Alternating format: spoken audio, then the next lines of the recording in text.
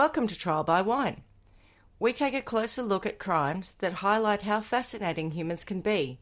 Schmitty, Swanee and Clarky visit crimes and run them through their jury of three, debating both sides of the case to agree an appropriate, if totally fictitious, sentence. Please be advised, Trial by Wine may include explicit or disturbing content and will include drunken rambling. Listener discretion is advised. Are we? Very well, thank you. Great.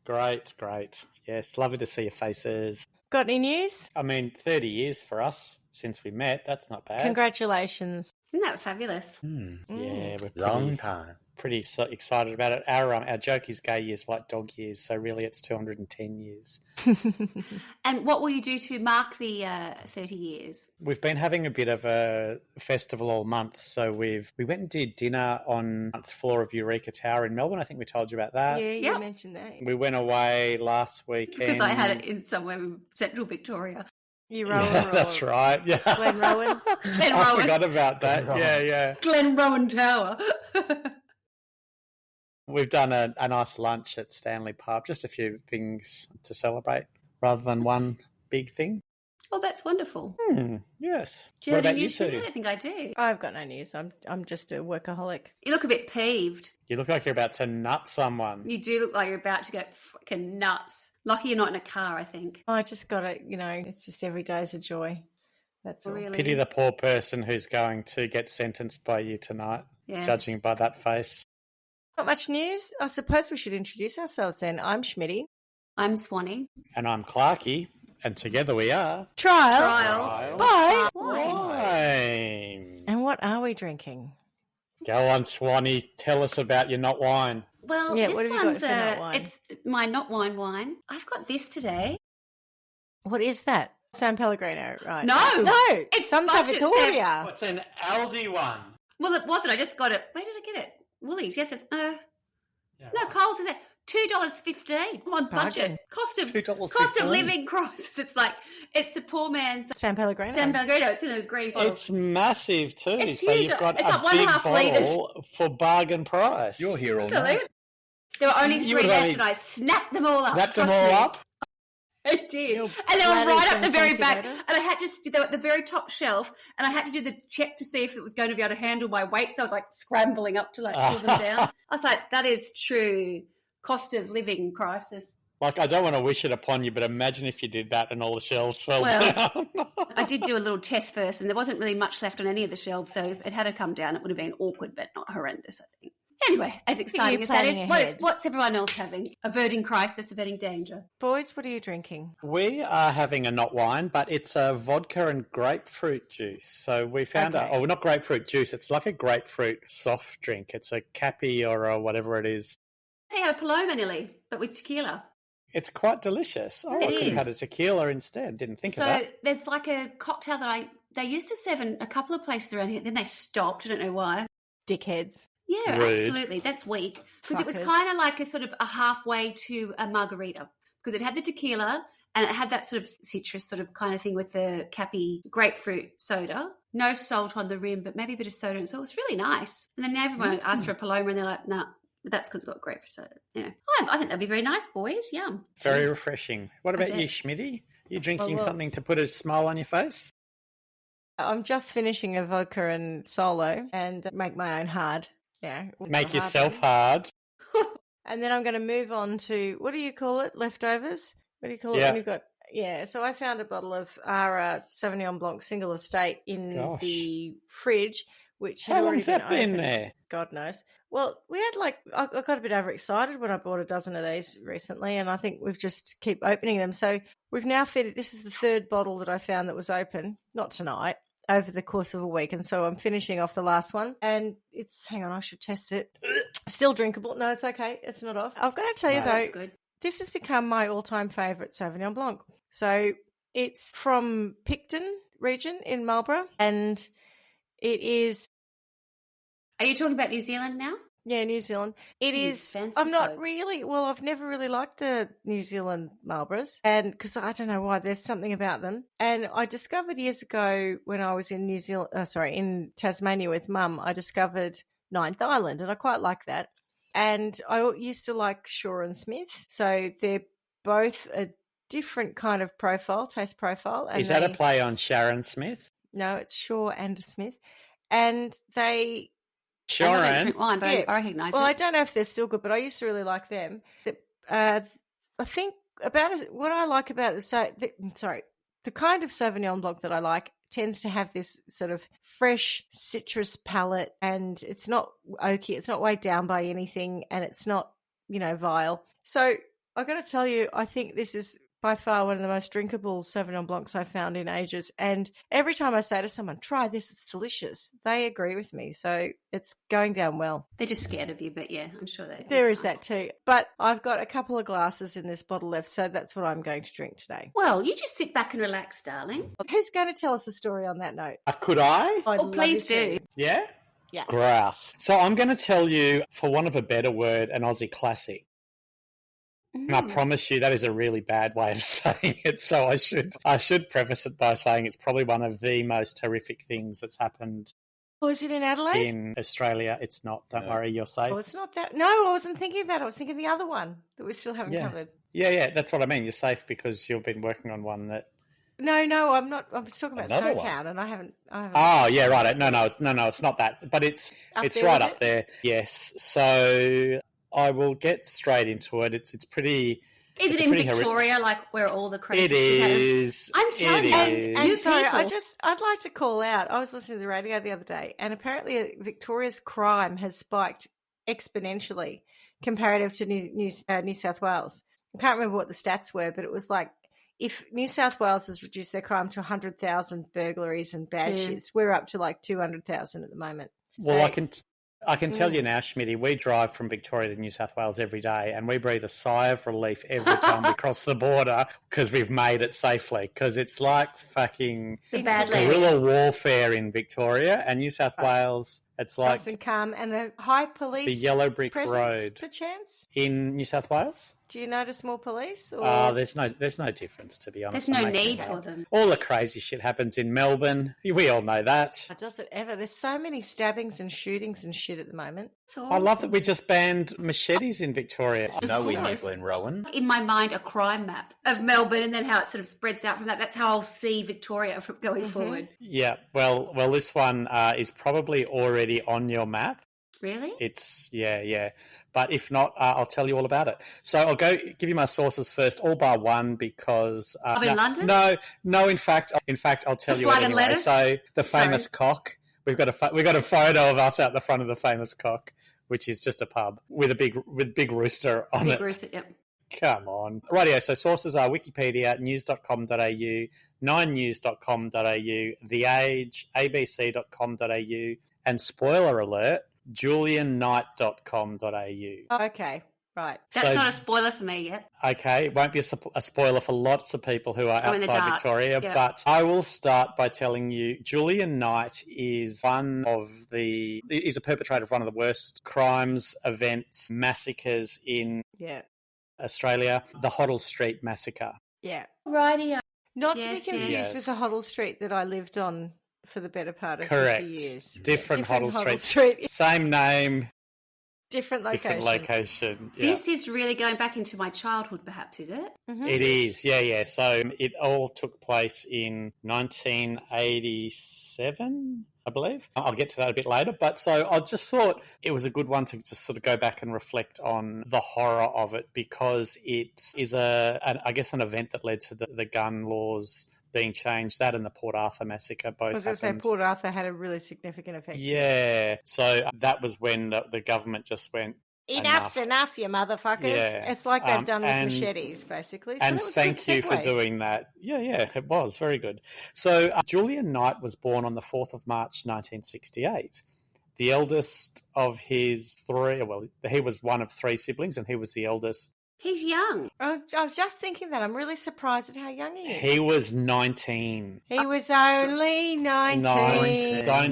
God. Don't even joke about it, Schmitty. That is literally one of the things that he would say. Okay, right. We'll get to that. So when he was 10 days old, he was adopted by a family with strong army ties. As a result, he often moved around as a child, living in Puckapunyal, Schmitty, only 19 reference, which for those of you who don't know is a small Victorian town, very heavily army. Yeah. As well as Puckapunyal, who lived in Malaysia, Hong Kong, Singapore, all the routes that army people would go through. So in 1975, so he turned into Jack family. Reacher. Well, I haven't seen it, so I can't tell you. But I can tell you that in 1975, his family settled in Laverton in Victoria, and Julian attended Laverton Primary School until 1978. Is that in Melbourne, or is that like a... That's in Melbourne. It's in Melbourne. Yep. It's a little bit out. It's west, yeah. So his parents divorced in... pretty not good in 1975. Probably would have been fairly remote. Yeah, quite country-ish and quite remote. But outskirts of town kind of thing. Well, outskirts in 1975. Okay. Market gardens and stuff, I would have thought. Yeah. So his parents divorced in 1980 when he was 12, and he attended 3 different high schools: Westbourne Grammar School, Fitzroy High School, and later Melbourne High School, which, for those of you who don't know Melbourne High School, is an exclusive high school which selects its students by academic examination. Yeah, they were all quite good schools. Well, not about Fitzroy, but the other 2 were quite good schools. Correct. So an entry written in the 1985 Melbourne High School yearbook referred to him as Julian Swappo Knight and said that he inherited the role of Cadet Unit Looney and Chief Political Agitator. That's important. When did Rambo come out? Oh, it would have been around then. Because I know that probably earlier, actually. Because whenever that sort of stuff came out, everyone was a little bit like they'd call people Rambo and give them shit at school. I kind of remember that type of person. I reckon First Blood was probably 79 or 80 or thereabouts. And really? Then there was there's like 150 of them, I think, where it's probably right. You know, you'd lose track of what's what, but I think they were around that 1980. Can't be sure. Yeah, okay. So while at Westbourne, he was known for his fascination with guns and the military, with strong interests in Nazi Germany and World War II. In 1986, he attended La Trobe University to study French and German history and politics. Mm. At the age of 14... Nothing wrong with that as an alumni of La Trobe University? Yes. At the age of 14, he joined the Australian Army Cadets and served in 2 cadet units, the Norwood Secondary College Cadet Unit, which surprised me because I would have thought that was an Adelaide thing, but I could be wrong, and the Melbourne High School Cadet Unit. He enlisted in the Army Reserve at 17 while still at high school, serving as a trooper in the 4th 19th Prince of Wales Light Horse Regiment, an armoured reconnaissance unit. On the 13th of January 1987, he went on to Duntroon Military College at the age of 18. Yeah. Canberra. Yep. Canberra. Because he was a super trooper. Beams are gonna blind him, but he won't feel blue. Was this going to go on a rampage? Anyway. He had long dreamed of a military career, and this was a dream come true. He gained good grades in weapons expertise exercises, but performed poorly at the rest of his studies. And his psychological exams. Well, funny you should say that. Right. Because after an incident in which he stabbed his superior, a sergeant, whilst he was drinking... Here we go. He was advised to leave the army in July 1987. When I say here we go, I could have said here we go at any time in the last 7 minutes while you've been telling us this guy's background. But we're already starting to see escalated violence and lack of capability of managing his own responses to things. And fascination with guns, blah, blah, blah. Yeah, love a good gun. Got to love a good... So, not everyone who likes a gun, though, goes on... Of course not. Goes the wrong way, put it that way. Yeah, and keep that thought in mind, because not everyone who's had life as he claims to have had has gone on to do what he does either. And I think also that, again, we do this, and I like that we do this, there is a cultural context. Yeah. At the time that we're talking about, lots of people had guns, my family included. Correct. And lots of people liked guns and saw no issue with it. And we were a bit of a mini America in those days. So nowadays we all go, oh, guns, terrible, oh, bad. But at the time... it was like whatever. I think you did that. Didn't you do that story about the rampage in, was it WA or Northern Territory? It was the same thing. The weird German guy who showed up and bought all the guns came and went out into Queensland and drove to. Yeah. But and we said, how do you go into a gun shop and buy all of that ammo and no one questions it? But it was at the time probably not that odd. Yeah. Correct. Yeah. So, his dream was to get into military college, and he lasted 15 minutes. 6 months. So, yeah, after drinking and stabbing his superior, he was asked to leave the army, which cut short his military career. He was sent back to Melbourne on the 24th of July, and upon his return to Melbourne, his girlfriend advised him that she no longer wanted to be with him. He also found that his mother, on whom he had always relied, had changed his bedroom into a second living room, which meant he had nowhere to stay. It's all a bit Cigarette Sally, isn't it? He's just been rejected on all the levels. What's the film? Is it Failure to Launch, where the parents are desperately trying to get their son out? You know, is that Matthew McConaughey? Yeah. Jessica. Yeah. Sarah Jessica Parker. Sarah Jessica Parker. And don't they turn his room, the minute he's out, they turn it into a sex room or something? I don't know. That rings a bell. Yeah, I'm not sure if it's that, but that's what they want to do anyway.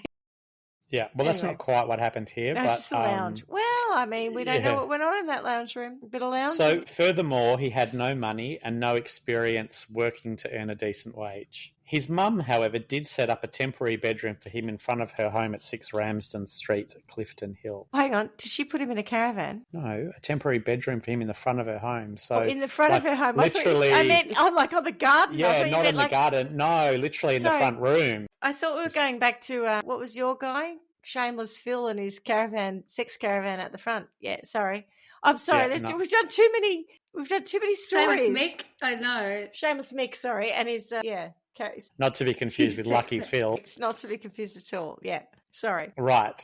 This room is where Julian awoke around 11 a.m. on Sunday, the 9th of August, and this is the date. So I'll tell you a little bit about what happened on that day. Really quickly after he gets out of the army. 100%. So, What, 10, what did you say, what of August? He got back to Melbourne on the 24th of July. Right. So, yeah, what's that, 16 days or... Fuck. Yeah, which day are we talking about now? 9th of August now. 9th of August, okay. So on that day, between about 1 p.m. and 4 p.m, he was at his grandmother's house in Hawthorne attending a belated birthday party for his mum. During this time, he consumed 2 cans of beer. So nothing substantial. Oh, I don't know. They would have been big. Remember the old Fosters? Yeah, the steel cans. And would have been a lot stronger too than what we're drinking today. But yeah. Yeah, but also only 2. I didn't know that. Only 2. He left the party in his own car, driving his sister home before driving around Clifton Hill. Where's Clifton Hill, guys? In the city. It's kind of north of Melbourne. Yeah, it's northeast, but literally... on the side of the city. Clifton Hill, Collingwood City kind of thing. At around 5 p.m, he went to see his ex-girlfriend, dropping off a magazine to her. He was only there for about 5 minutes, and he left to continue driving aimlessly. However, shortly after this, the gearbox of his car jammed in second gear. Now, we were talking about all of the challenges he'd been through already. Fuck it, 1987 and his car's fucked, that's it. I'm going nuts. This was his only asset, deepening his woes. He managed to slowly drive his car home, where he drank another can of beer, angered by his misfortune. Then he walked to his local, the nearby Royal Hotel, arriving at about 5:30. Just before 9 p.m, so now he's had a solid stint. Mm-hmm. He was definitely feeling the effects of the beer he'd been consuming, and he had a vision of soldiers being ambushed. Feeling that this was his call to arms, he left the hotel and ran back to his mother's house, where he ran into his sister in the front, briefly speaking to her.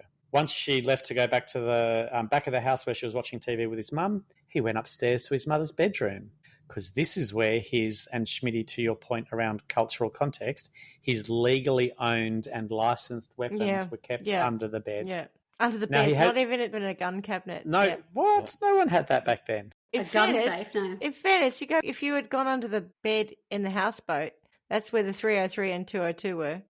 Yeah. It was just... Not surprised. It was a standard spot. Used to shoot rabbits and shit, and it was all under the bed, yeah. And when we cleaned out after, even when I renovated the boat, right? So Dad had already passed away and he'd been gone for 10 years. I was still finding cartridges of bullets. The amount of bullets that I took out of the boat was outrageous. And Tony's like, what do we do with this? I'm like, I don't know. I still don't know. I think they're still somewhere, because I'm like, I don't know what to do with them. Do you give them to the police? You can't put them in the bin. What if they go off when they crush the rubbish? Jesus. What do you do with them? Anyway. Put them back under the bed, I guess. Is that where they probably still are? He had quite an arsenal, and I don't know much about guns, so I'm going to tell you what he had. It sounds like a lot. .177 caliber Daisy BB air rifle. That sounds like nothing. That's just for shooting cats. .177 caliber Chinese air rifle. Again, not a high caliber, yeah. A .177 caliber Crossman model 7.66 air rifle. They're all air rifles. They're shooting cats. 22 caliber Ruger now model. We're talking. Yep. No, we're That's not for killing done yet. people. Yep. Yep. That was a semi-automatic rifle. 12-gauge Mossberg pump-action shotgun. Bingo. And a Chinese-made... I don't know if this is right because I've... Do you get it from Temu? Well, not in 87, but yeah. I know. Gene. Chinese-made... I've got 7.62 caliber, but I think it maybe... It's .762 caliber... But M14 semi-automatic military rifle. So that's a fucking kill people gun. Yeah. So he's got a couple of just hurt people guns, and he's got a couple of kill people guns. It's like I've got something like 6 knives in my knife collection, and they all have different purposes. Some of them are good for chopping up little things. Some of them are good for chopping up big things. One's a carving knife. One's a filleting knife. He's got that, but for guns. He does. He's got 3 paring knives there. That's right. And then he's got 3 whopping fucking carving knives. One cleaver. Machete. Yeah, cleaver. Yeah, cleaver. That's what I was thinking. Maybe a machete. I don't know. Anyway, obviously just the essentials for whatever stuff he wants to do. Obviously, he didn't need all of those, so he just grabbed the Ruger, the Mossberg, and the M14, along with an ammunition box. Carry everything. Right. That's 6 rifles. He could really reasonably only put one on over the shoulder or one in your hands. Don't you think? The point is he left the paring knives at home. Okay, that was what I was going to get to. Yeah.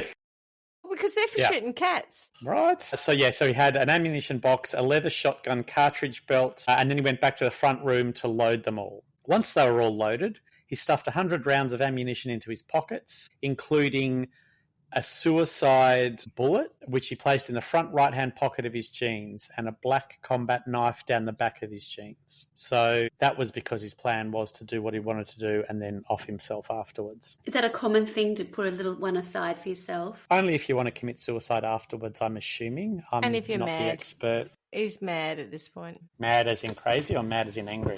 Or both? Both. No, not mad people don't have this reaction to the world. But he is mad. He's angry. His mum turned his bedroom into a lounge. And he's gearbox. And a gearbox. Straw. The gearbox is the straw that broke the camel's back. Well, the girlfriend saying she doesn't want to see him anymore. Massive. He slung the M14 over his back and picked up the Mossberg and the Ruger before stepping out into Ramsden Street. He ran down Ramsden Street, crossed the nearby railway line, and reached Hoddle Street. Now, for our listeners who don't know, Hoddle Street is one of Melbourne's main arterials. It's 4 lanes either way. It connects Melbourne's inner north to the inner south. So even in the 80s on a Sunday night, there's plenty of cars around. Now I'm going. And that was based on proximity, just because it was just nearby. Yeah, I think so. Yeah. And busy, and if he's going to do what he wants to do, I guess he needs somewhere like that. Okay. I'm going to run through what happened on the night, and it's probably going to be a little bit in depth and also maybe a little bit clinical because there's a lot that happened, a lot of names of people who he impacted. I kind of ummed and ahed over this, but I think it's important because of... Fuck, it's the Red Ripper all over again, isn't it? Well, kind of, but a lot quicker and not 66 people. But it's important because of what he's kind of claiming now. There's a bit that plays out at the end of the story that I want your thoughts on, but I think you need to know this bit so that you can comment. So at 9:30 from the nature strip on the east side of the road, hang in there and I will tell you what happened. If you need a break, just let me know. So at 9:30 from the nature strip on the east side of the road, he started firing on passing cars with his Ruger rifle.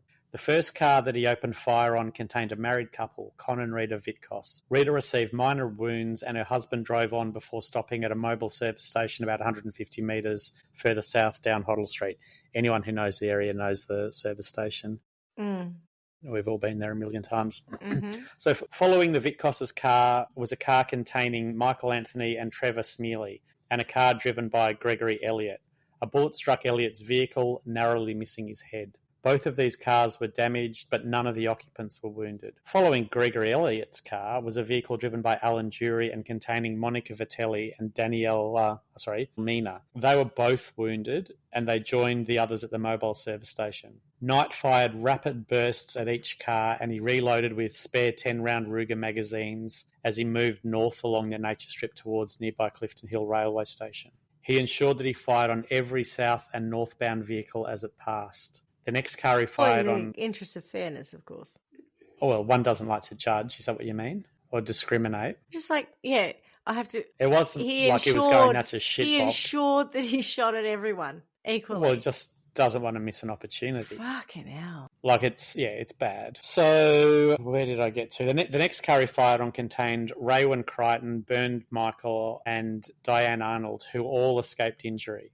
The following car was driven by Sand Wang, who received minor wounds. The next car was driven by Diane Fitzpatrick, who received a serious back wound. The next 3 cars to be shot at contained Michael Pearce and Jacqueline Langosh, Isaac Lohman, and Reginald Dutton and Dana Sabolki, respectively, and they all escaped injury. So he's firing on a lot of cars. Do we know what period of time this is? Like, is it minutes or a minute or based on... Glad you asked. 5 minutes later, at 9:35, he ran out of ammunition for the Ruger. So he dropped that on the nature strip and commenced firing with the Mossberg. Was that the loud blast... Pump action shotgun? Yeah.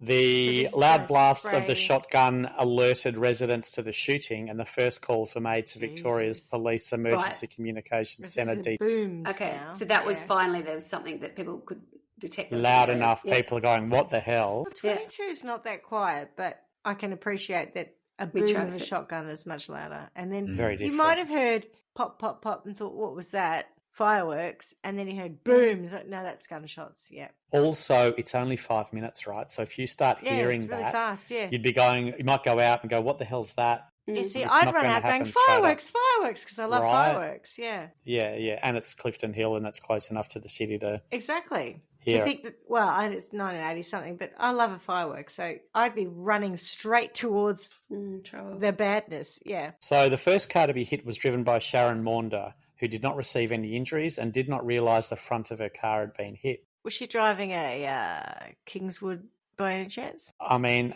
could have been a Datsun. I reckon my dad could have driven past that in the Kingswood HQ or HZ and not noticed. That was a tank of a car. Anyway. Yeah. The next car to be hit was driven by Vesna Markovska, who received minor wounds, followed by a car driven by her fiancé, Zoran Trajetsky, who also received minor wounds. Do you know how far he is from these vehicles? He's on the side of the road. He's on the side of the road, so he's very close, yes. It depends on whether or not he's on the side of the road that he's shooting into these cars. Or which side of the road they're on. Yeah. Correct. Because if he's using a shotgun, then the shot will have dispersed a bit on the other side of the road, further away. Also, I'm assuming he's not waiting till they're right next to him. He's shooting at them so if they are on the right side, he's shooting as they drive towards him, not waiting and doing it from as close as he can. I'm assuming that. They both parked their cars by the side of the road and got out to take cover. As they did so, a car driven by Georgina Papayannou stopped on the opposite side of the street. Knight immediately opened fire on her car and she was slightly wounded. Soon afterwards, a car driven by Jane Morris alongside Kay Edwards and Cicely Corliss drove south through the ambush zone. So the police obviously had been called and they stopped further down Hoddle Street. So the ones who I just mentioned flagged down police who were on their way in a divisional van containing Constables Glenn Nichols and Belinda Bourchier. I'm murdering a lot of names tonight. Apologies for that. And pardon the pun. That's bad too. God.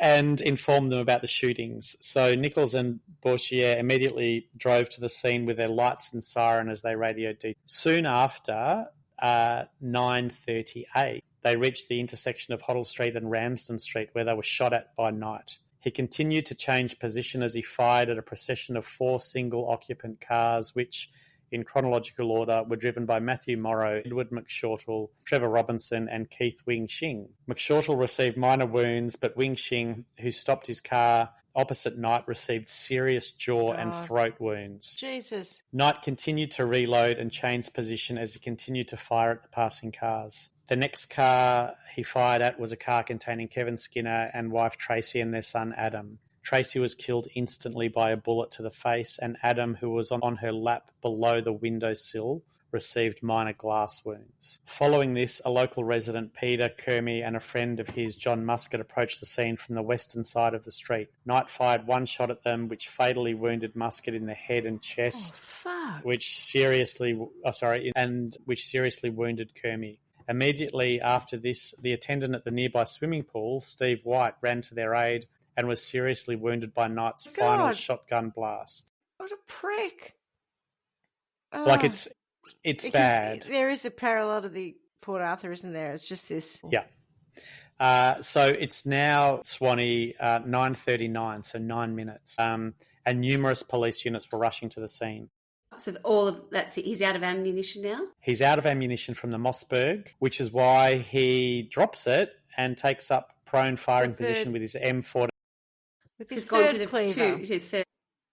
He's on the third cleaver. So this is what the big one. What does that mean? The big knife. He's on the big knife. Oh, right, okay. Yeah. He's on his third. Okay, using the analogy of paring knives. That's fine, that's cleavers, fine. He's on his third one, yeah. Okay. What does that mean? You should see to your face. What? I was What's a cleaver? I thought it was like gun chat, and I was like... This is the Chinese one, yeah? This is the Timor Sheen. Well, no, there's lots of Chinese ones, so... What's he? Hang on, let me guess. He's used the Ruger, not Chinese. He's used the Ruger, the Mossberg. Mossberg is not Chinese. So the last one was the Chinese. Yeah, it is a Chinese made. Yeah, right. So, well done. So at this point, Vesna Markovska broke cover from behind her car and made for the footpath on the eastern side of Hoddle Street. Vesna, don't go. As she stepped onto the footpath, she was spotted by Knight, who fired a shot which seriously wounded her.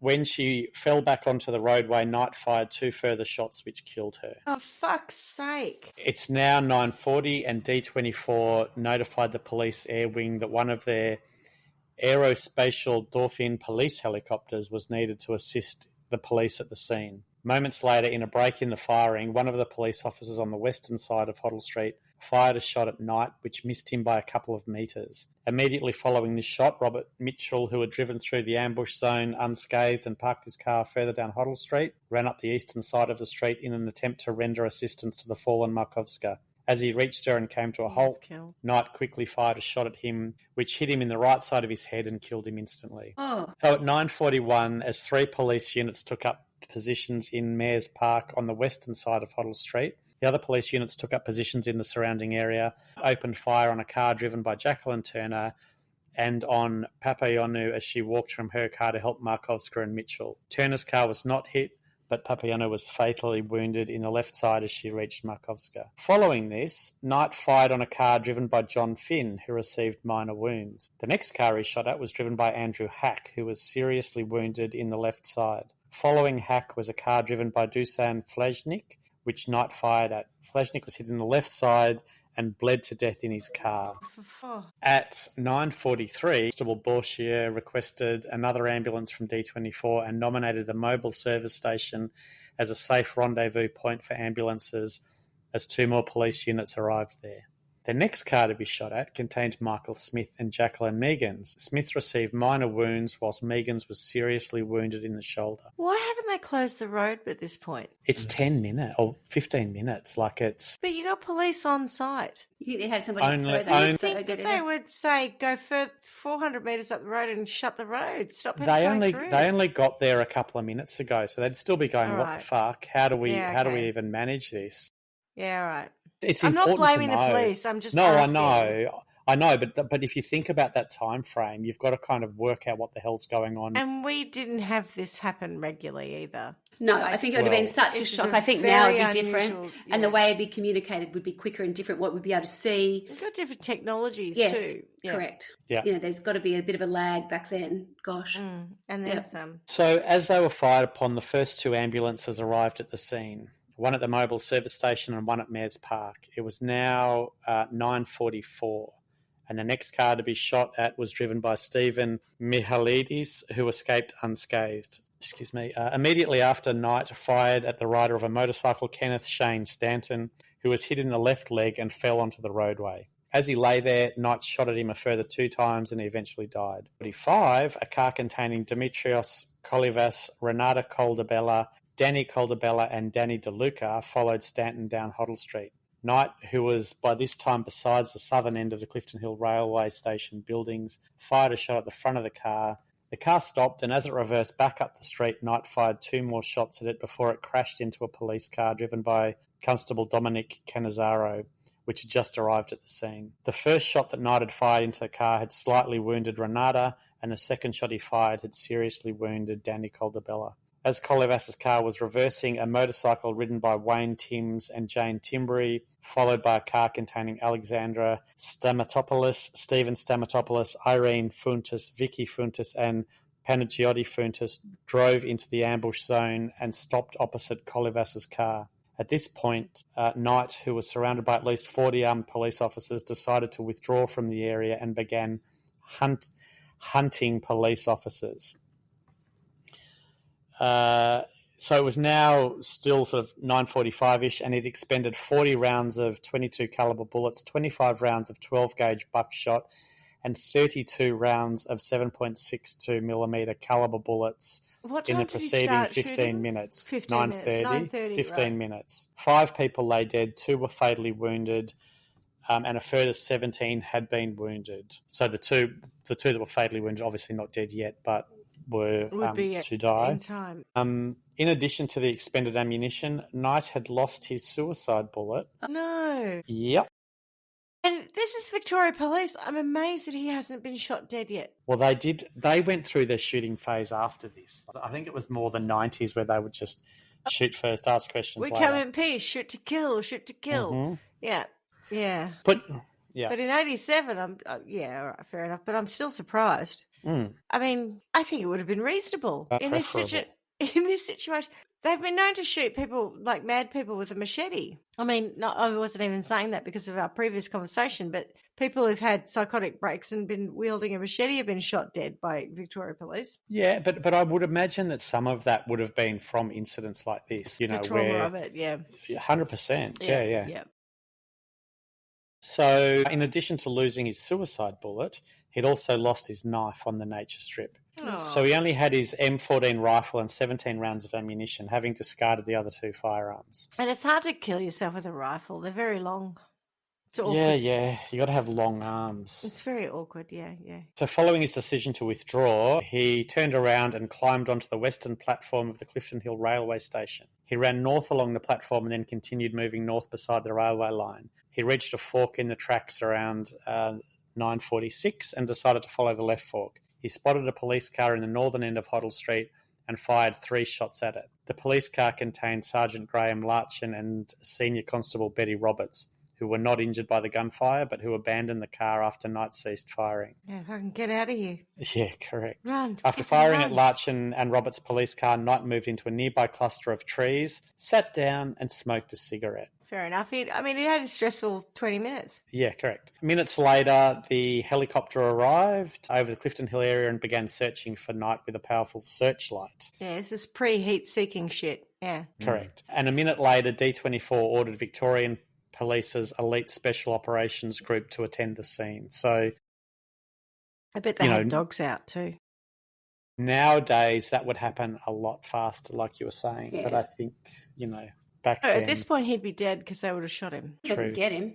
Even now, in that scenario, when the number of... Did you say he was surrounded by 40 police? Yes. Yeah, in this day and age, if he's still firing on people, they would have said, put your gun down, put your gun down, we're going to shoot you, and then they'd shoot him. Well, arguably for 15 years afterwards, they just shot anyone who looked like they might have been going to do what... Well, yes, any exactly. of what he did. Exactly. And I'm not complaining about this in this scenario, by the way. Yeah, no, I understand. So he finished his cigarette and continued moving in a northwest direction towards Northcote. He crossed over the Merry Creek, which bordered Clifton Hill and Northcote, and took up a position at the end of a road bridge which spanned the creek. I know that road bridge. Same. Just before 10 o'clock, he fired a shot at a passing police officer, Constable Cullen Chambers, who was slightly wounded in the right side. After shooting Chambers, he moved back across Merry Creek into the adjoining suburb of Fitzroy North. The police helicopter had found him in its searchlight and was following him. He ran into a line of trees beside the railway line in an attempt to avoid the searchlight, but at 10:05 broke cover on the railway line, knelt down and fired 3 shots at the aircraft as it circled over him. Now, as I read this, I was like, that's really funny. No, as it's if. not. However, the police helicopter containing Senior Constable Trevor Wilson, Senior Constable Darryl Jones, and Constable Keith Stewart, and Ambulance Officer Alan Scott was hit by the first shot, which pierced its right main fuel tank and forced it to make an emergency landing on one of the sports fields nearby. Yeah. It's not just a movie thing. You can't. No. I mean, you're shooting. If you're lucky and you get it right, you are... But I was thinking how many... Well, it wouldn't be that high up, right? So it's not like shooting a helicopter way up in the sky. No, but he wasn't doing a great job of shooting at cars, and all of a sudden he can hit But he had 3 different weapons, and perhaps the last weapon was the weapon that he was better with. The 22 he should have... It depends on the scope, and it depends on the rifle itself and how accurate it is. The shotgun, not accurate at all, right? He's got the cleaver. Yeah, but the shotgun's more like a mallet. It's not. It's like it's heavy-handed. It's not. You know, depending on how far away you are, it's going to spray the damage. Versus, you know, it's firing shot literally versus a single projectile, which is what the 2 other rifles are doing. Yeah. So you got more accuracy in the and sorry, just with the 22. You know, he was warming up at that time. And I think at that point he was probably just going, I'm going nuts. But I'm not sure that he was taking specific aim at people's heads or anything like that. The shotgun, if I'm following the story correctly, was the thing that created the greatest damage and killed people. Yeah. Yeah. He was a shit shot, basically. So maybe this one in the helicopter was lucky. That's why I think my point, that he obviously a bigger caliber, but he was probably a bit lucky too. Probably surprised himself. If he hadn't stabbed someone in the army, he still wouldn't have done very well because he was a shit shot. So he continued on into Fitzroy North and headed down McKean Street in an attempt to reach his ex-girlfriend's house. I mean, she'd be wrapped, wouldn't she? No, surely he was there to kill her. Mate, I told you I didn't want you back. Yeah, but... And this is why. How many stories do we cover where they're going to kill the girlfriend? Yeah. So it was now 13 minutes past 10, and he was spotted by 2 police officers, Constable John Delahunty and Constable Ralph Lockman, who gave chase in their police car. As they bore down on him, Knight ducked into a laneway, turned around and fired his last 10 rounds at the police car as it stopped in the middle of the road facing the laneway. Delahunty, who was driving the police car, received minor shrapnel wounds to the face and left hand as he and Lockman tumbled out of the car with revolvers drawn. The police car's headlights were on high beam facing the entrance to the laneway, which also lit up a nearby street light.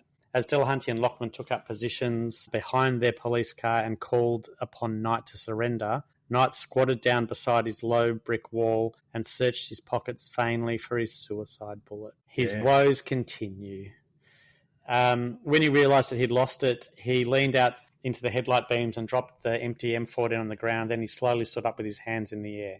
When he was fully upright, Delahunty stepped out from behind the rear of the police car and fired a shot at him. Knight was not hit, but he ducked back down below the low brick wall. As Delahunty and Lockman again continued on him to surrender, he yelled back, "Don't shoot, I'm coming out." I'm assuming the shot wasn't intended to kill him. Sorry, I didn't hear you. What? Yeah, right? Yes. Are you going to shoot at us? Did you just say you're going to shoot at us? Did you say, "I'm shooting, don't come out"? So he again rose up with his hands in the air before walking out onto the street, where he was arrested by Delahunty and Lockman. Numerous other police officers arrived at the arrest scene, and after a short, initially violent interrogation by officers who, at the time, were wanting to know who his accomplices were, he was driven in an unmarked police car to St Kilda Road Police Complex, and it was here that he was again interrogated extensively. A whole lot of people. I won't go into the names of that. He also took part in a nighttime crime reenactment and a daytime crime reenactment, both of which were videoed. And he was interrogated until he was eventually charged with murder. Sorry, hang on. What? They took it and said, "Could you just show us what you did?" 100%. And he did that. Night and day. Yeah, remember we did this with the Iceland. Night and day. Yeah. Let me turn night into day and put a ring on it. They took him. Yeah. Yes, we did it with the Reykjavik 5 or whatever they were. But yeah. And Carla's like, sorry, the what? Yes. It's funny who doesn't remember a story after we recorded it. No, I did never. Even the ones she's researched herself. Especially. Coping mechanism. I'll just forget it all. But they did the same sort of thing? Yeah, correct. But okay, go on.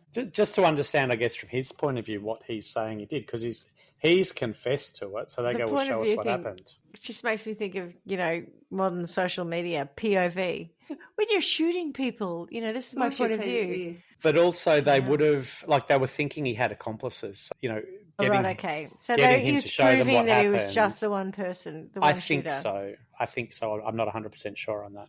Okay. So he was charged with the murder of John Muscat at 12:20 p.m. on Monday, the 10th of August. So by the end of the night, 7 people were dead and an additional 19 other people were seriously wounded. Excuse me. Now, I won't go into the trial too much. During the trial, it was asserted that he had personality disorder with hysterical features. Oh, I don't like the word hysterical because it comes from hyster being women's bits. And it's an outdated term. I don't think many people associate hysterical with women's bits, but they do. Thank you for the reference. Do. Why do you think we say hysterical woman?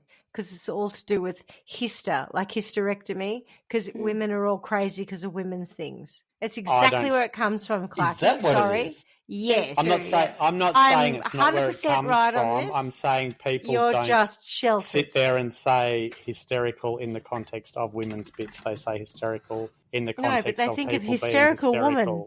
They think of hysterical woman. No one thinks of womb. Well, I think you're wrong, but anyway. They don't go, that woman looks like a womb. She's behaving like a womb. That woman is behaving like that because of her womb. No one's saying that. No, anyway. Swanee and I are literally saying that. You're just refusing to listen. Correct. He's got womb problems. Right. He's got womb madness. See, if you called it womb madness, you'd never say he had hysterical blah blahs, would you? Remember how I said I was looking forward to seeing how this all came out? I'm glad I could bring it. Welcome to the shit show.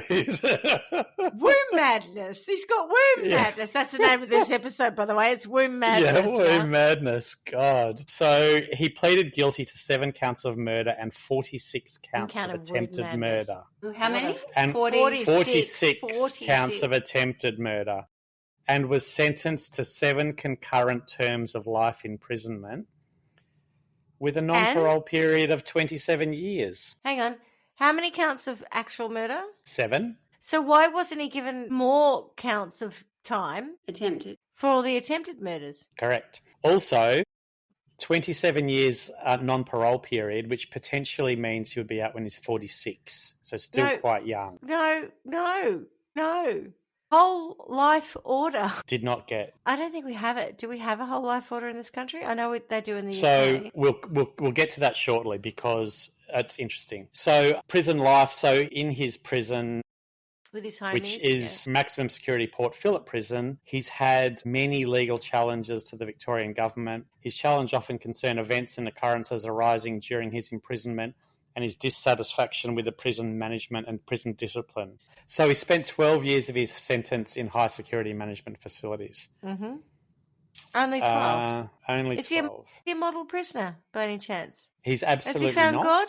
Oh. He hasn't. Well, not good, but So on the 20th anniversary of the Hoddle Street massacre, the judge who sentenced him stood by the sentence he gave him, which includes 27 years. No, which includes the 27 years. Well, apart from that bit. So I said he had lots of legal challenges. I wrote them all down. I don't think you really want to hear them, but I don't care. There's so many that I'm sure there are, but fuck off, mate. You're staying in jail. In February 23, it was estimated that the many legal challenges had cost the Victorian government over $250 and approximately $128,000 had been spent since October 2001. External legal advice to deal with his legal appeals and freedom of information requests. In the grand scheme of things, that's like a piss in the pot. That's nothing, whatever. In terms of the dollar value, but in terms of the time, probably not. 19th of October 2004, he was barred from launching any further legal action in Victoria's courts for 10 years. With a judge declared litigant. He is a vexatious litigant. What a fucking... Wow. Womb madness, vexatious... Womb mad, vexatious litigant. It sounds like you're trying to blame his mum now, and I don't think that's appropriate. No, he's womb mad. Womad. What's womad? Was that some like World Music Festival? Womack, that's it. Yeah, World Music Adelaide. That's it. Not related. Not related. So he was the 13th person to be declared a vexatious litigant in Victoria since 1930. And the first prisoner to be declared. What else can I tell you? Vexatious litigant. I like it. In 2008, he made a submission to the Victorian Parliament Law Reform Committee's inquiry into vexatious litigants. Of course he did. Fucking hell. He's a vexatious face. Here we go. That, but, I'll bleep it. But it's escalating.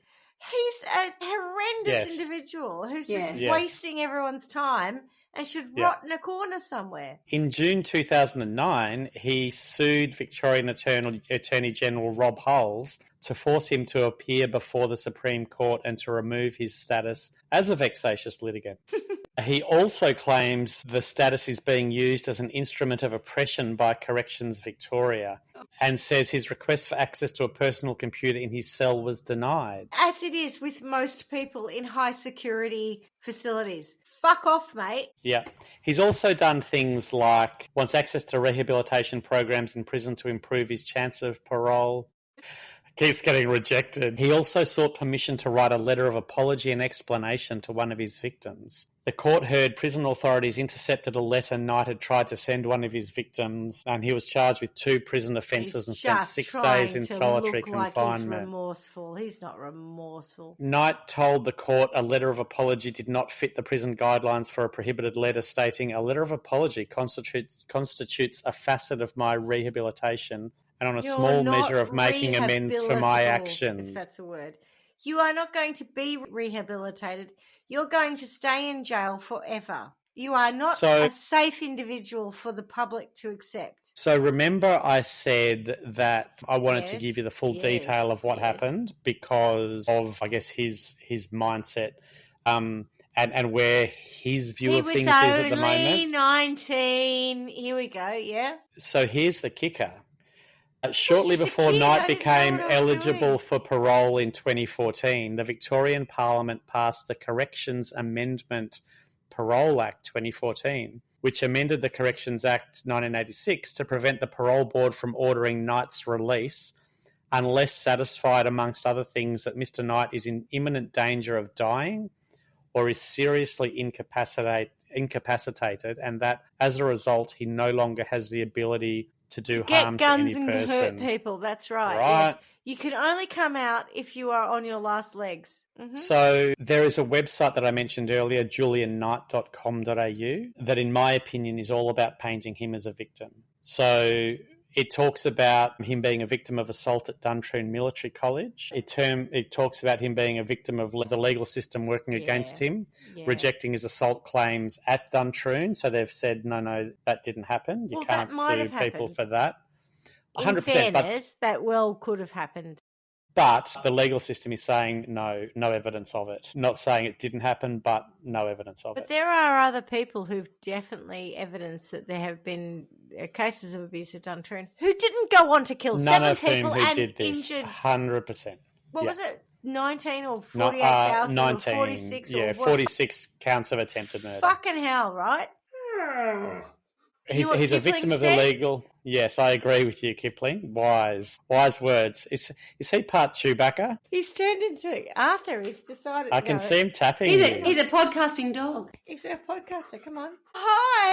Yes, you are. So, as I said, victim of the legal system for rejecting his assault claims, as well as determining he's a vexatious litigant. A victim of the media. And to quote the website, this is including how bad. Trial by Wire. I didn't even want to look at the website because I fear I'm not looking at it because it's disgusting. So to quote the website, he's a victim of they don't say he's a victim of the media, but the quote from it is, the local media at the time, within days, quickly labelled the shootings as the Hoddle Street massacre. This is inflammatory sensationalism typical of tabloid so-called journalism. So that's kind of the nature of the stories on his website. And then it paints him as a political prisoner due to the change of laws that have kept him in prison as a result of the political change in the law rather than through the legal process of him having parole reviews. Now, interestingly, I did read a long article by The Age which agreed with him being a political prisoner because he's now not subject to any parole reviews. And I guess the other thing the website says is it describes him as a soldier, stating that we consider the title of soldier to be a noble profession the moment a civilian signs up to serve country, followed by training, experience, and sacrifice in battle. Let no person who has ever signed up to serve their country ever hold any doubt as to their rare courage to serve. Yeah, brilliant. Except that when a soldier goes into a combat scenario, are they supposed to kill civilians? Because that's what happened here. Unarmed civilians. It's not combat. You're not a soldier on a normal street with people just going about their business, driving down bloody Hoddle Street, probably trying to get to Smith Street or somewhere like that to have a groovy time, and then you go and shoot them. So that's more or less the end of the story. The bit I wanted to pose to you now is, given everything that I said to you, and particularly in notion of this political prisoner commentary, how comfortable would you be with him ever receiving parole? And do you feel comfortable he would not do something similar again? No. On a scale of 1 to 10, where 0 is not comfortable at all, or 1 is, so rather, not comfortable at all, and 10 is extremely comfortable, I would be saying 1, if not 0. Not to say that he would. I don't think that he would necessarily be in a position to reoffend in the same way because of our current gun laws that wouldn't give him access to guns, etc., and everyone know who he is. However, on just principle, I would never let that motherfucker out. Yeah. Because he's a political prisoner. He's a victim. He's a sad man. Can we just delve into all the people he injured and killed and the families and because I bet you JulianKnight.com doesn't talk about the impact of all the people that he injured, traumatized and killed. Correct. There is nothing victim about him. He took a decision, poor decision. I'll give him that. I'll grant him that. And perhaps he didn't think about living for all this time. And maybe when we talk about sentencing, his current situation is absolutely perfect because he thought he was going to have a suicide bullet and it was all done. Yeah. And now he's stuck in this horrendous situation where he's incarcerated and having to do his time. And good. Bully for you, mate. What about all the people that you've affected? Yeah. That child whose mother was shot. While he was sitting on the lap. Killed while he was sitting on the lap. You know, like, fuck off, mate. You get to stay exactly where you are. It's that level of outrage that I felt when I'm sitting here listening to and reading some of the stuff on his website. I'm like, my God, do you even know what you did? How very dare you. 100%. Like, my God. Swanee, comfortable that he wouldn't reoffend? Comfortable with him ever coming out? Fuck, keep him locked up. I fucking don't want to know. Question, because having been away for a long time, is he someone who continues to have... Who's with the alarm? Maybe a Victorian thing, I don't know. I mean, it's certainly a crime that everyone knows nationally, but do you know what he looks like now? Do they show him on the news? Is it something that's often talked about even outside? Good. No, there's nothing in the media particularly recently, and I think part of that is because he's been made a vexatious litigant, so he actually can't. That's good. They've taken his voice away, right? So that is good. He shouldn't have had one to start with. The minute he shot someone or shot we've discussed this at various points about how you punish someone like that. Yes, the vexatious litigant and done a great job of it. Yeah, the changing the parole laws to me are entirely appropriate. I would feel scared if he came out again. I remember that situation very well. The train line is one that we used to catch all the time. Yeah. The road is one that, when I got my license, I would drive down all the time. But even as a passenger in other people's cars, we went down that road all the time. Whether you're on that road or not, you have a right to drive around the state, Victoria, anywhere, and not be shot at. 100%. But so I don't I don't care that he feels like he's hard done by, because Neither what he did... He's not hard done by. He killed 7 people and injured a ton more and traumatised the state. It is bad that you're in this situation, and have a think about what you did.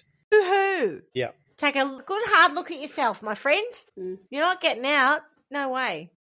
No, Julian. The only thing that I'd like to add to it from a sentencing perspective, because I think, like, I love vexatious litigation. It sounds fantastic. It does, and taking his voice away and all the rest of it. I mean, seriously, our current legal system has nailed it on this occasion. But I'd like to add, in a trial by wines world, going back to our analogy of paring knives and cleavers, I'd like to put him on a wheel of death type thing, like what was it, Clint Eastwood in one of those shit films where he shot the balloons out, one of those things.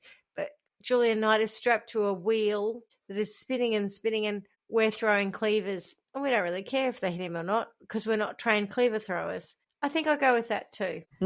He just scares the hell out of me. I just find that horrendous. That's like when I think of people who probably look like everybody else, that idea of just like this loose cannon who's just like going to... The worst part about it from my perspective is keep going until he's stopped. Yeah, instead of saying I'm a bit psychotic and I had a break or anything like that, he's just like...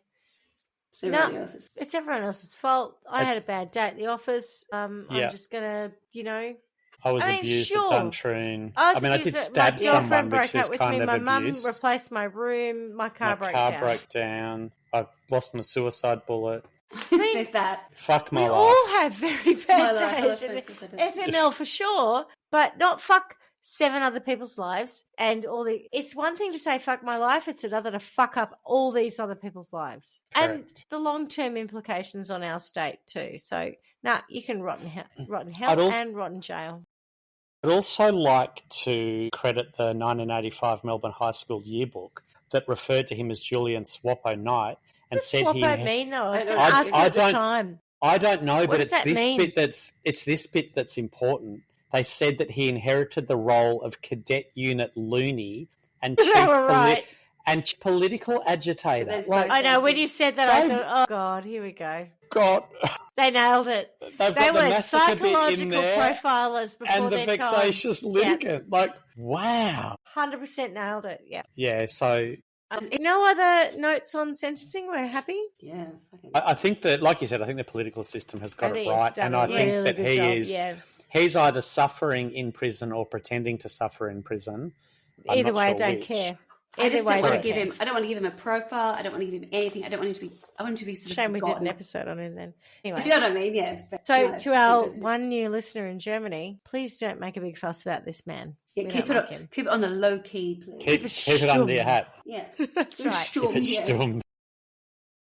And on that note, as we say every week, miss you already. Ciao. Ciao, ciao. Thanks for listening to Trial by Wine. You can contact us at trialbywine@gmail.com. Please rate, review and subscribe to Trial by Wine on Apple Podcasts or wherever you get your podcasts.